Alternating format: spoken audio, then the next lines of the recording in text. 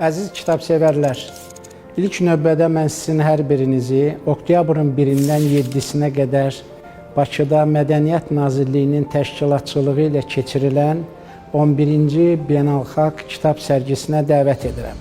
Çox maraqlı olacaq. Kitab bəşəriyyətin minillik xatirəsidir. Kitab həm də mədəniyyətlərin, mənəviyyatın inkişaf xəzinəsidir. Kitab sərgisində iştirak etməklə hər biriniz həmin o xəzinədən özünüzə pay alacaqsınız. Bu kitab sərgisi həm də millətlər arasında bir görüşün, bir körpünün göstəricisidir.